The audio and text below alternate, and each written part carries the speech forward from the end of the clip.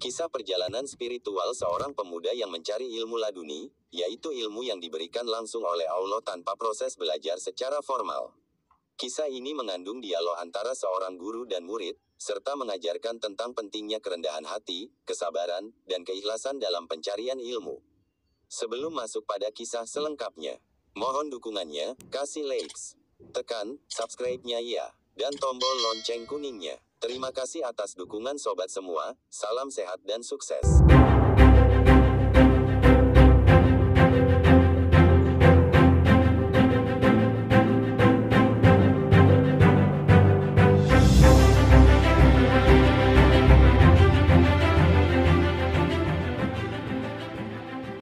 Bismillahirrohmanirrohim. Assalamualaikum warahmatullahi wabarakatuh. Sobat Ruh Ilahi yang dirahmati Allah Subhanahu wa Ta'ala. Hari ini, saya akan bagikan kisah inspiratif dari seorang pemuda yang begitu sangat ingin mendapatkan atau memperoleh ilmu laduni. Seorang pemuda bernama Malik. Sejak kecil, ia memiliki keinginan besar untuk mendalami ilmu agama, khususnya ilmu laduni. Ia sering mendengar kisah-kisah tentang para wali Allah yang memiliki ilmu laduni, ilmu yang diberikan langsung dari Allah tanpa belajar dari buku atau guru manusia. Setelah bertahun-tahun belajar di pesantren, Malik merasa masih ada kekosongan dalam hatinya. Ia ingin mendapatkan ilmu laduni, namun tidak tahu bagaimana caranya. Suatu hari, seorang ulama besar bernama Syekh Mahmud datang ke desa tersebut untuk mengajar. Malik mendengar kabar itu dan memutuskan untuk menemui Syekh Mahmud, berharap beliau dapat membimbingnya. Suatu senja Malik mendatangi pondok tempat Syekh Mahmud mengajar. Malik, Assalamualaikum, wahai Syekh. Saya mendengar tentang kebesaran ilmu dan hikmah yang Anda miliki. Saya datang untuk meminta bimbingan agar bisa mendapatkan ilmu laduni. Syekh Mahmud, Waalaikumsalam, anakku. Ilmu laduni adalah ilmu yang tidak semua orang bisa dapatkan. Ia bukan sekadar hadiah, melainkan amanah yang berat. Apa yang membuatmu ingin mencarinya? Malik, saya merasa belum puas dengan ilmu yang saya pelajari selama ini.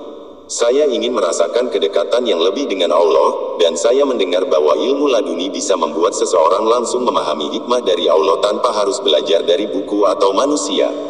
Syekh Mahmud tersenyum lembut, melihat semangat dalam diri Malik, namun juga mengetahui bahwa pemuda itu belum sepenuhnya memahami apa yang ia cari.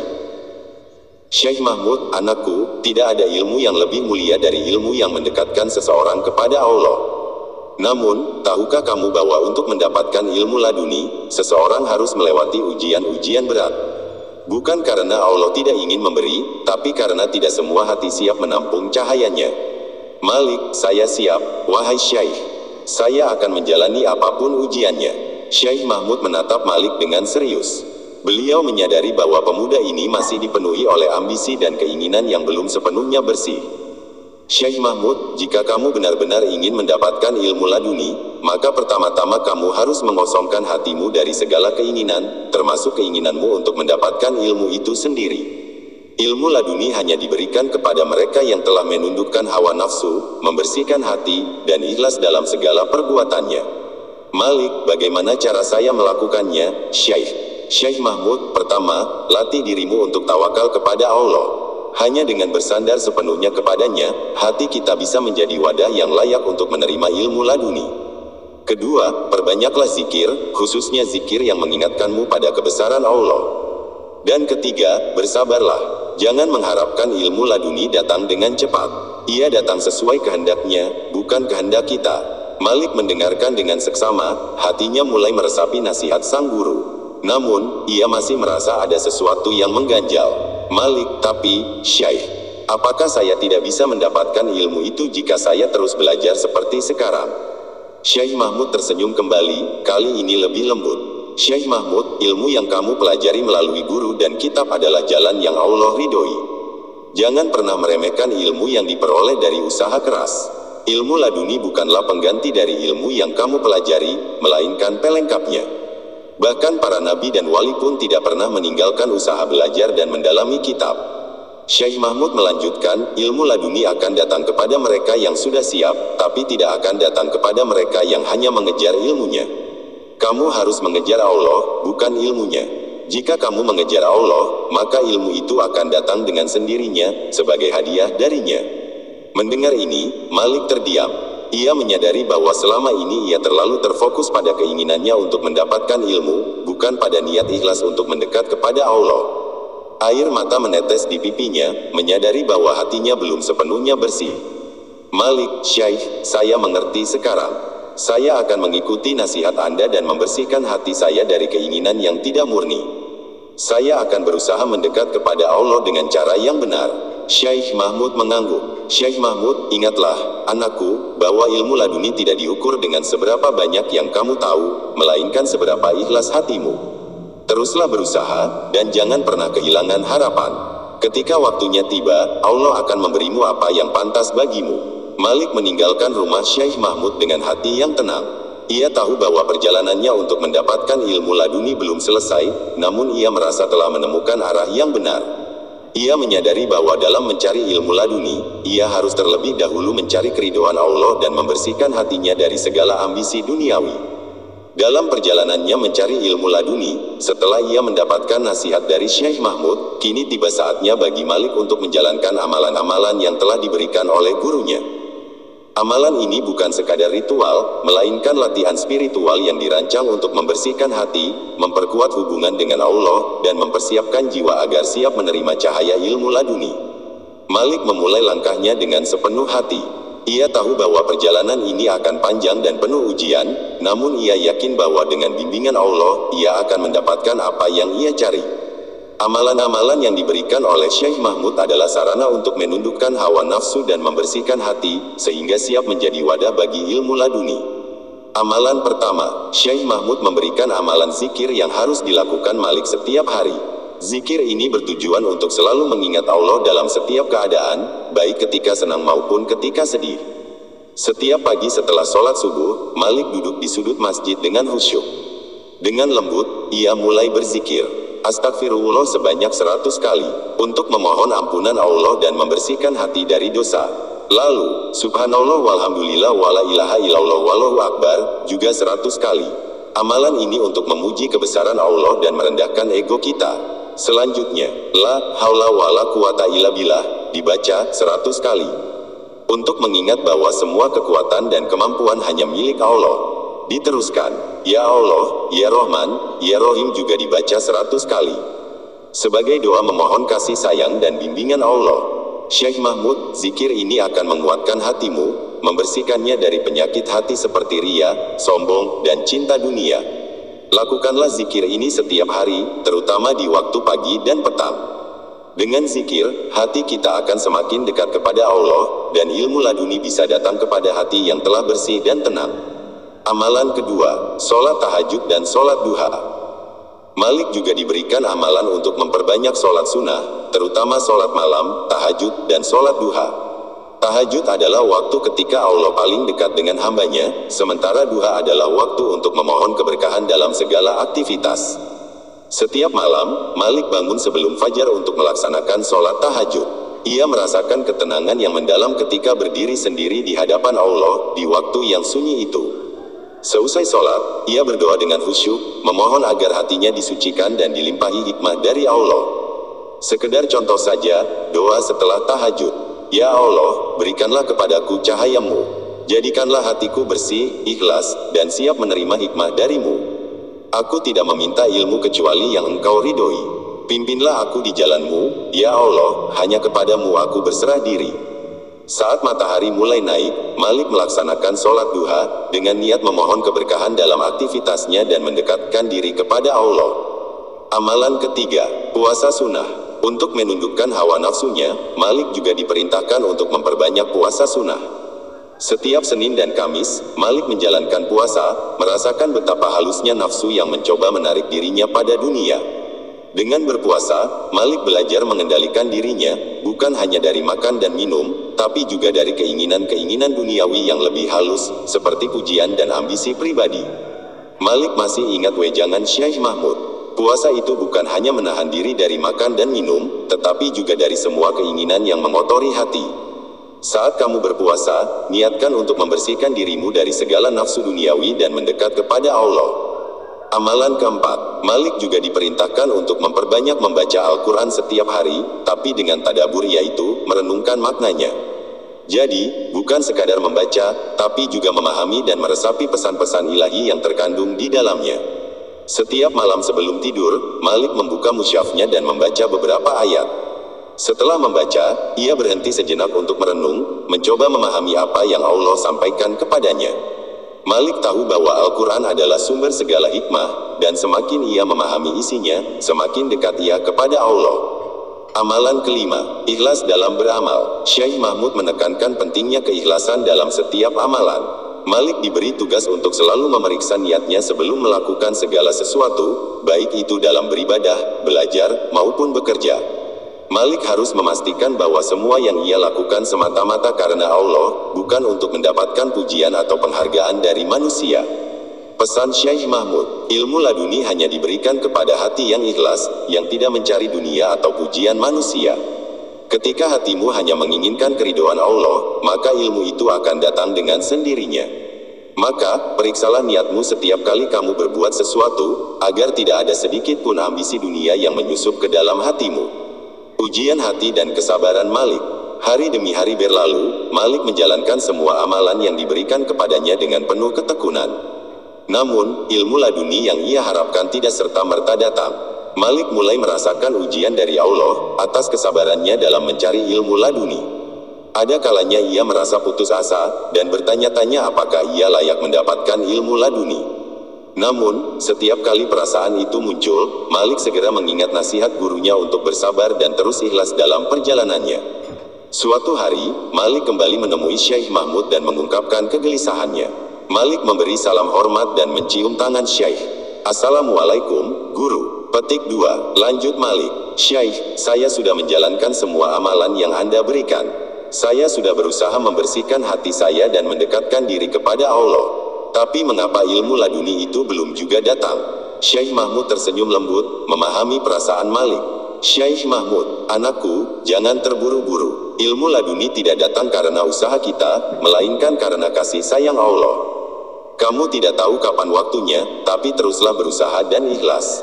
Tugasmu adalah menjalankan amalan dengan sungguh-sungguh dan membersihkan hati. Jika Allah berkenan, ilmu itu akan datang pada waktu yang tepat.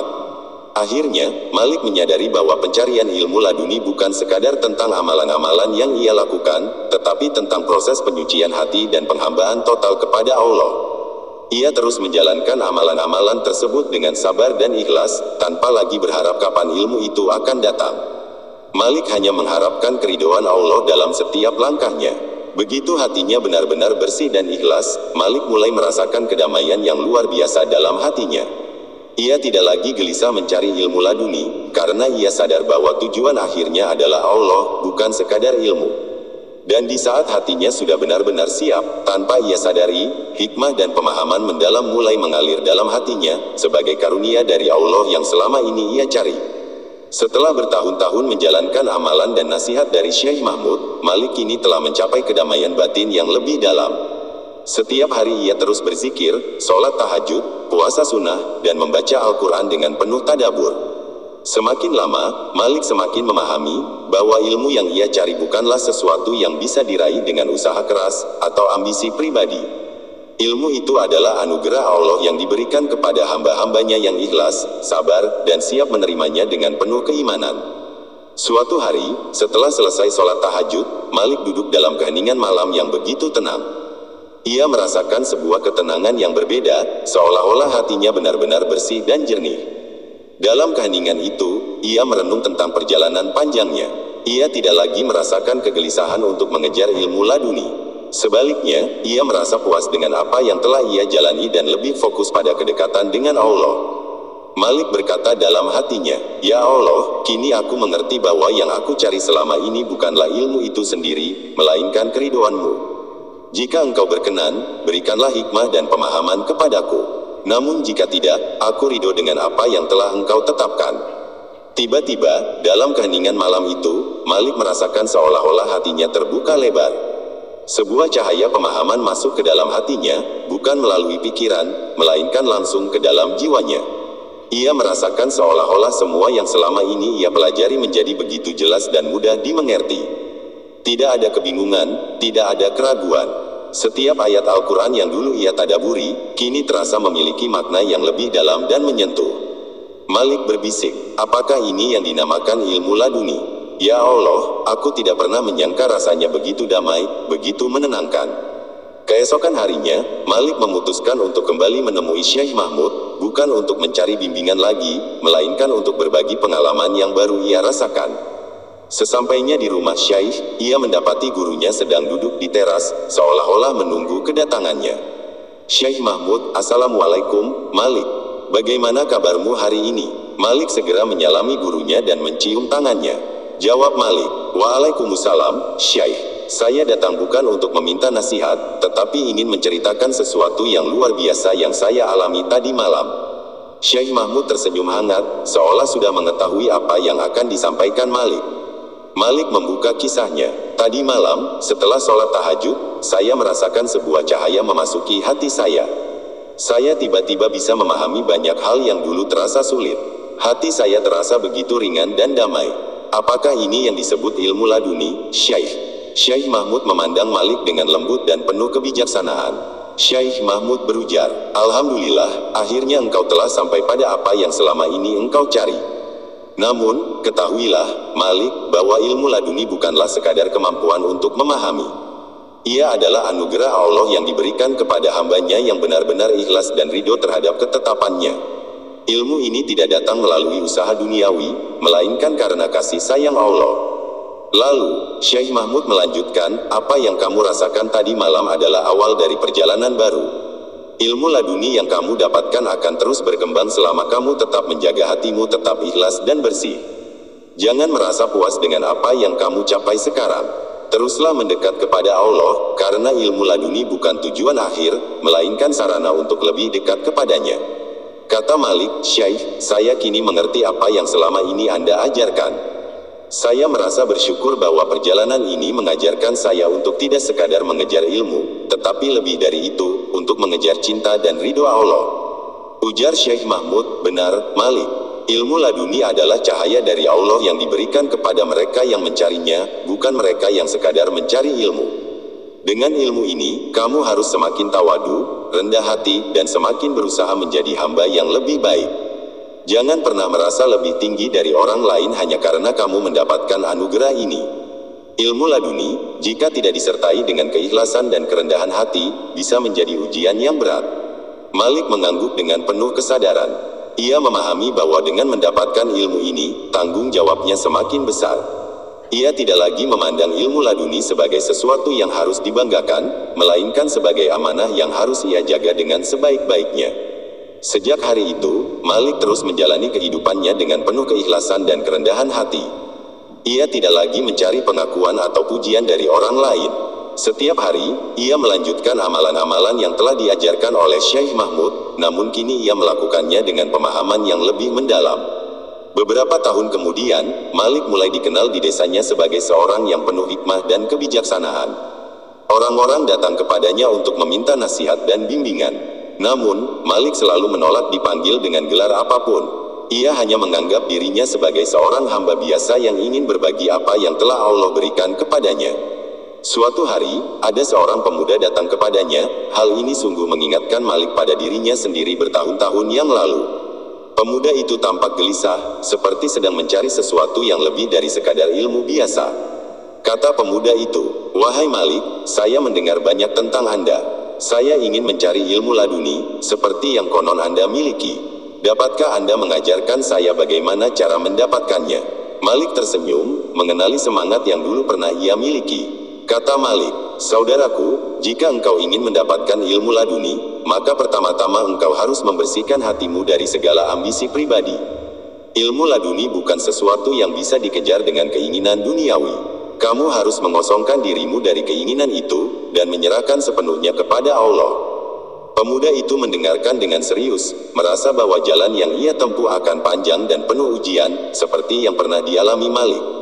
Namun, ia juga merasa bahwa di balik perjalanan panjang itu, ada hikmah besar yang menunggu. Malik melanjutkan ucapannya, ingatlah, saudaraku, bahwa tujuan utama dari pencarian ilmu laduni bukanlah untuk memiliki ilmu itu sendiri, tetapi untuk mendekat kepada Allah. Jika kamu ikhlas dan bersabar, Allah akan memberikan apa yang terbaik bagimu, entah itu ilmu laduni atau bentuk karunia lainnya. Malik meneruskan amanah yang dulu ia terima dari Syekh Mahmud, membimbing orang-orang yang ingin mendekat kepada Allah dengan ikhlas. Ilmu laduni yang ia dapatkan bukan lagi tujuan, melainkan sarana untuk membantu orang lain mendekat kepada Sang Pencipta. Malik menjalani sisa hidupnya dalam ketenangan, dengan penuh rasa syukur atas perjalanan spiritual yang telah membawanya begitu dekat kepada Allah. Beberapa tahun setelah Malik mulai membimbing orang-orang di sekitarnya, ia semakin dikenal bukan karena ilmunya, melainkan karena kearifan, kebijaksanaan, dan ketawaduannya. Namun, setiap perjalanan spiritual yang mendalam, Malik menyadari bahwa ujian tak pernah berhenti. Seiring dengan bertambahnya orang yang datang padanya, datang pula ujian yang menguji keikhlasannya. Suatu hari, seorang ulama muda yang baru kembali dari belajar di luar negeri datang ke desanya. Ia dikenal sebagai seseorang yang menguasai berbagai cabang ilmu agama, termasuk ilmu tafsir, hadis, dan fiqh. Orang-orang mulai membandingkan ulama muda ini dengan Malik, dan secara tak sadar ada yang mulai mempertanyakan apakah Malik masih relevan sebagai sosok yang bijak. Suatu hari ulama muda itu bertandang ke rumah Malik. Keduanya duduk saling berhadapan di ruang tamu. Kata ulama muda itu, membuka percakapan. Saya mendengar banyak tentang Anda, saudara Malik. Banyak yang mengatakan Anda memiliki ilmu laduni. Namun, saya berpikir, bukankah ilmu harus dipelajari melalui usaha keras, berguru, dan membaca kitab-kitab yang otoritatif? Bagaimana bisa seseorang mendapatkan ilmu tanpa belajar secara formal? Malik menanggapi dengan senyuman yang tenang. Ucap Malik, wahai saudara, apa yang kamu katakan benar. Ilmu harus dipelajari dengan berguru dan membaca. Saya sendiri menghormati ilmu yang didapat melalui usaha keras. Namun, ketahuilah bahwa ilmu laduni bukan pengganti ilmu syar'i, melainkan cahaya dari Allah yang bisa diberikan kepada siapapun yang Allah kehendaki. Cahaya itu mengalir ke hati yang telah bersih dan ikhlas, bukan untuk mengesampingkan ilmu yang dipelajari, tetapi untuk melengkapinya. Mendengar penuturan tersebut, ulama muda itu terdiam sejenak. Dia terlihat terkejut dengan kelembutan Malik. Ia mengharapkan perdebatan, tetapi malah mendapatkan jawaban yang penuh dengan kebijaksanaan. Lanjut ulama muda itu, namun, bukankah tanpa disiplin belajar formal, seseorang bisa terjerumus pada kesesatan? Bagaimana kita bisa membedakan, apakah seseorang benar-benar mendapatkan ilmu laduni, atau hanya mengikuti hawa nafsunya? Malik berujar, saudara benar sekali. Banyak yang terjebak oleh hawa nafsu, mengira bahwa mereka mendapatkan ilham dari Allah, padahal itu hanyalah bisikan syaitan. Itulah mengapa seseorang yang mendapatkan ilmu laduni tetap harus menjaga dirinya dengan ilmu syar'i yang kokoh. Perjumpaan itu membawa ulama muda itu terbuka hati dan pikirannya. Waktu terus berlalu, dan Malik semakin dikenal sebagai sosok yang dihormati di kalangan masyarakatnya. Meski begitu, ia selalu menjaga hati agar tetap tawadu, dan tidak tergoda oleh sanjungan. Namun, suatu hari, Allah mengirimkan ujian berat yang mengguncang kehidupannya, menguji segala yang telah ia pelajari, dan alami selama ini. Suatu malam, setelah sholat tahajud, Malik tiba-tiba merasakan kegelisahan yang mendalam. Ada sesuatu yang terasa salah, seolah-olah ia akan menghadapi sesuatu yang besar. Esok harinya, ia menerima kabar bahwa ladangnya yang menjadi sumber penghidupannya selama ini terbakar habis. Angin kencang telah membawa api yang menyebar ke seluruh desa, dan sebagian besar harta benda Malik pun musnah. Ketika mendengar kabar ini, Malik tidak segera bereaksi. Hatinya berusaha tetap tenang, tetapi ujian ini sangat berat. Ladang itu adalah hasil kerja kerasnya bertahun-tahun, sumber penghidupan yang menopang keluarganya dan banyak orang di sekitarnya. Gumam Malik dalam hati, ya Allah, apakah ini ujianmu? Apakah engkau sedang menguji keimananku? Jika demikian, aku berserah diri kepadamu. Namun, ya Allah, hatiku terasa berat menghadapi ini. Malamnya, Malik kembali mengadu kepada Allah. Dalam sujud panjangnya, ia memohon kekuatan untuk tetap bersabar dan ikhlas menerima takdir ini. Meskipun secara lahiriah ia terlihat tenang, di dalam hatinya, gelombang kegelisahan mulai muncul. Pemikiran tentang masa depan dan bagaimana ia akan memberi nafkah kepada keluarganya perlahan mengganggu ketenangan batinnya. Beberapa hari kemudian, cobaan lainnya datang. Istrinya jatuh sakit parah. Penyakit misterius yang sulit didiagnosis. Penyakit itu menggerogoti tubuhnya, membuatnya lemah dan terbaring di tempat tidur. Malik merasa semakin tertekan, karena selain harus berjuang secara materi, ia juga dihadapkan pada penderitaan istri yang sangat ia cintai. Malik berbisik kepada dirinya sendiri, "Ya Allah, ujianmu begitu berat. Engkau telah mengambil hartaku, kini istriku juga terbaring sakit. Apakah ini caramu untuk menguji sejauh mana kesabaranku? Aku percaya pada kebijaksanaanmu, namun hatiku terasa lemah." Dengan segala cobaan yang bertubi-tubi, Malik mulai merasa terguncang. Ia sering merenung, apakah ilmu yang telah ia pelajari dan hikmah yang ia dapatkan selama ini cukup untuk menghadapinya. Ia tetap melaksanakan amalan-amalan yang diajarkan gurunya, tetapi hatinya kini terasa lebih berat dari sebelumnya. Suatu malam, dalam sujudnya, Malik menangis kepada Allah. Ia merasa berada di titik terendah dalam hidupnya, dan ia mulai bertanya-tanya apakah ia benar-benar mampu menghadapi semua ini dengan keikhlasan yang selama ini ia jaga. Kata Malik dalam doanya, "Ya Allah, Engkau Maha mengetahui segala yang ada di hatiku. Aku lemah, dan hanya kepadamu aku berserah diri. Jika ini adalah ujianmu, maka kuatkanlah hatiku untuk bersabar. Namun jika Engkau menghendaki sesuatu dariku, tunjukkanlah jalan itu, karena aku takut jika aku tidak mampu menghadapinya." Malam itu, Malik bermimpi. Dalam mimpinya, ia melihat sebuah sungai yang begitu jernih dan tenang. Di tepian sungai itu, seorang lelaki tua berdiri, mengulurkan tangannya kepada Malik. Lelaki tua dalam mimpi berkata, "Malik, apakah engkau mengira bahwa jalan menuju ilmu laduni itu tanpa ujian? Ujian ini bukan untuk menjatuhkanmu, tetapi untuk mengangkatmu lebih tinggi. Kesabaranmu sedang diuji. Tetaplah bersabar dan yakinlah bahwa Allah tidak akan memberimu beban yang melebihi kemampuanmu." Saat itu, Malik terbangun dari mimpinya dengan perasaan yang sedikit lebih tenang. Ia merasa bahwa pesan dalam mimpi itu adalah petunjuk dari Allah. Ia harus tetap teguh dan sabar, meskipun ujian ini sangat berat. Hari-hari berikutnya, Malik berusaha memperkuat hubungannya dengan Allah. Ia terus berserah diri, memperbanyak zikir, dan tetap mengerjakan amalan-amalan yang ia pelajari. Cobaan-cobaan itu terus berlanjut selama beberapa bulan. Namun, dalam setiap kesulitan, Malik merasakan hatinya semakin kuat. Meskipun ladangnya hancur dan istrinya masih sakit, Malik kini melihat setiap kejadian dengan kacamata berbeda. Ia sadar bahwa semua ini adalah bagian dari rencana Allah yang lebih besar. Suatu hari, saat duduk di sisi tempat tidur istrinya yang masih terbaring lemah, Malik tiba-tiba merasakan ketenangan yang sangat dalam. Ia menyadari bahwa meskipun hidupnya penuh dengan cobaan, hatinya tidak lagi terguncang. Ia benar-benar menyerahkan segalanya kepada Allah, dan pada titik itulah, Malik merasakan bahwa cahaya ilmu laduni yang ia cari selama ini telah memurnikan hatinya. Tidak lama setelah itu, pertolongan Allah datang. Perlahan-lahan, kesehatan istrinya mulai pulih. Seorang tabib yang selama ini berusaha mengobati istrinya, berhasil menemukan cara untuk mengobati penyakitnya, dan dalam beberapa minggu, istrinya kembali sehat seperti sedia kala. Malik juga mulai mendapatkan kembali kehidupannya. Ladang yang terbakar, meski hancur, berhasil dipulihkan sedikit demi sedikit, dengan bantuan orang-orang di desanya. Mereka yang pernah dibantu Malik datang untuk menolong, tanpa diminta. Kata Malik dalam hatinya, "Ya Allah, Engkau memang maha bijaksana. Ujian ini mengajarkanku untuk benar-benar ikhlas, dan mengandalkanmu dalam setiap keadaan. Aku bersyukur atas hikmah yang Engkau berikan melalui ujian ini." Cobaan yang Malik alami adalah bagian dari proses penyucian hati. Melalui kehilangan harta dan sakitnya orang yang ia cintai, Malik diuji dalam hal kesabaran, ikhlas, dan penyerahan diri kepada Allah.